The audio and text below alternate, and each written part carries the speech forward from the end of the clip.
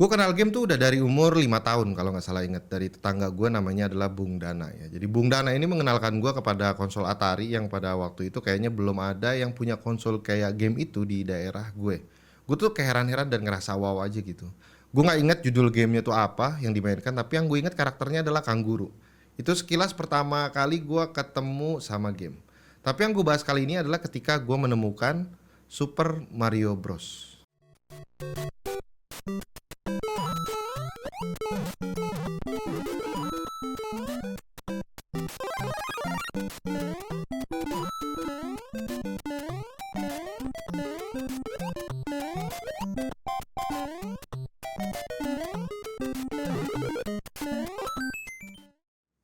Cerita ini tuh berawal di tahun 1992. Ketika itu gue masih awal-awal SD lah. Jadi perkenalan gue terhadap Super Mario Bros tuh terjadi di Gramedia Matraman, daerah Jakarta Timur.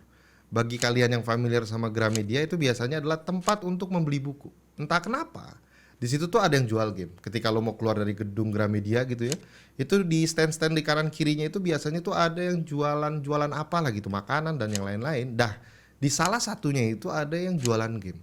Dan yang terpajang dan dicolokin ke TV adalah Nintendo Entertainment System atau NES yang sedang memainkan Super Mario Bros.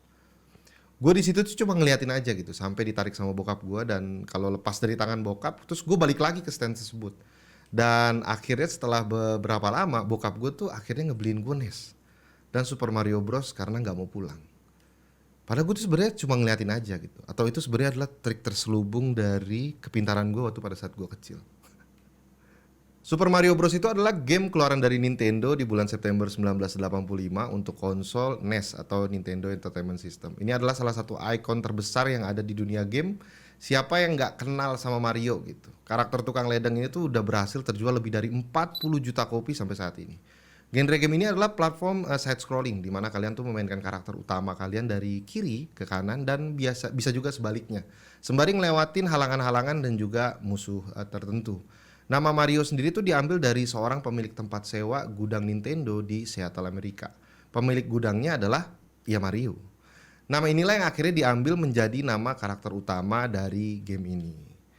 Sebelum muncul dengan nama resmi yaitu Mario, karakter ini tuh juga udah muncul di salah satu game arcade Nintendo, yaitu adalah Donkey Kong sebagai karakter yang disebut Jumpman.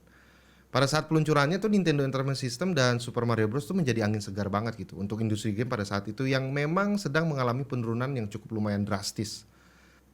Tapi gue bakal bahas game ini tuh lebih ke arah personal, di mana Mario Bros ini tuh bukan hanya mengubah industri dunia game, tapi juga mengubah dunia gue. Sah, elah, sedap.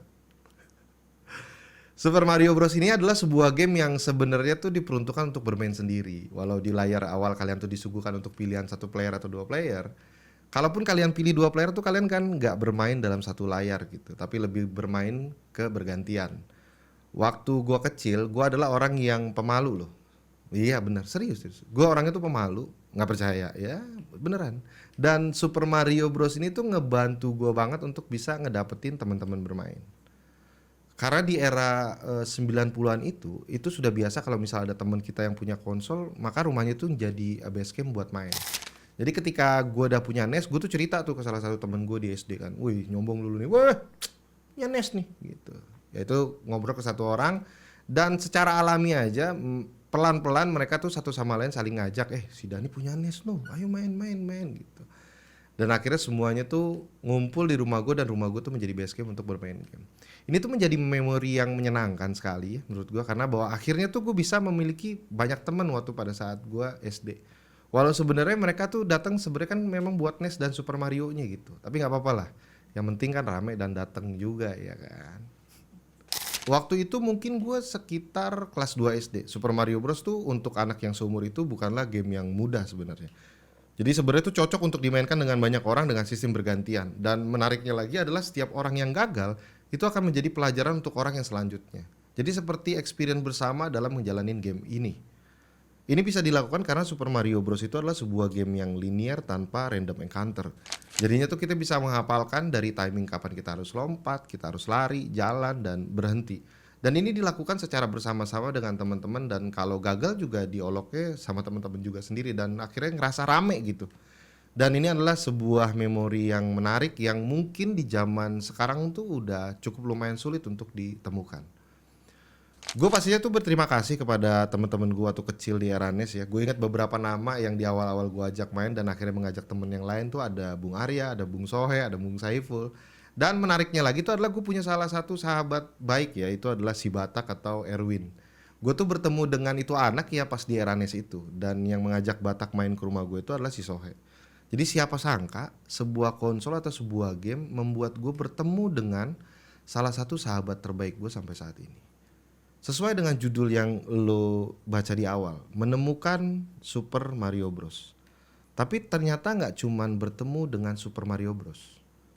Selain itu gue juga menemukan teman-teman kecil gue. Gue juga berterima kasih pasti buat bokap gue yang ngebeliin NES dan kasetnya waktu pada saat di Gramedia ya. Dan terima kasih juga buat teman-teman kecil gue yang memberikan memori yang menarik waktu saat kecil. Dan semua itu membuat gue tuh jadi kayak menemukan rumah kedua gue.